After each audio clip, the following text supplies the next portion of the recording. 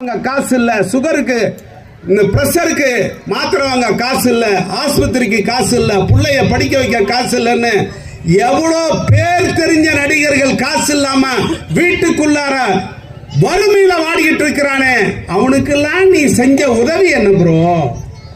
Bro சொல்லு bro. அதுல வேற எடுத்த உடனே நேரா முதலமைச்சர் தான். அவருக்கு தெரியல முதல்ல எம்எல்ஏக்கு நிக்கணும், எம்எல்ஏக்கு ஓட்டு போடணும். இவ்வளவு காலம் உழைச்சிருக்கிற நாங்களே கவுன்சிலர் ஆகல.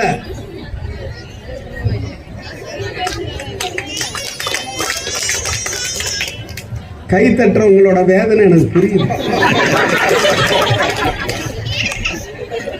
ப்ரோ. 1985 இருந்து நான் தலைவர் ஸ்டாலினோட சுத்துறேன் ப்ரோ. கவுன்சிலரே நகி ப்ரோ.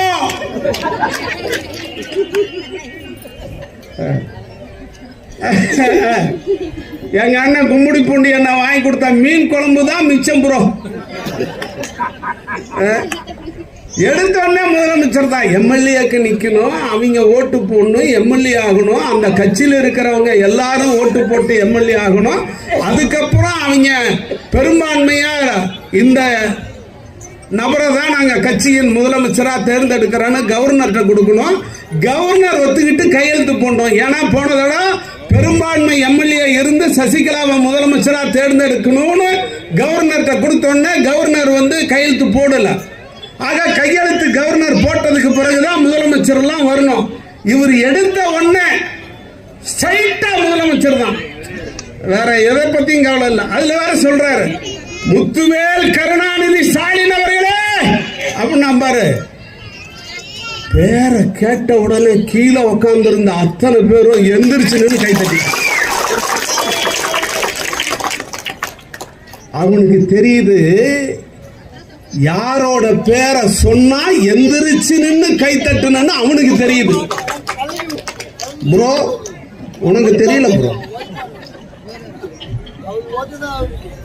ப்ரோ நீ ஒரு மாநில கட்சிக்கே தலைவர்னு சொல்லிக்கிறிய ப்ரோ. நீ அந்த கட்சிக்கு மாநிலத்துக்கே தலைவனா இருக்கலாம்.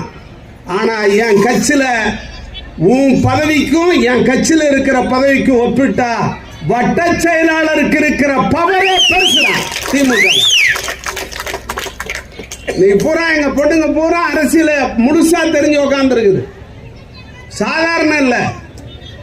எல்லாம் நீங்க பாத்தீங்களா, ஷூட்டிங் மாதிரியே இருக்காங்க. பிரசாந்த் கிஷோர்னு ஒரு ஐயர் இருக்காரு. அவர் ஒரு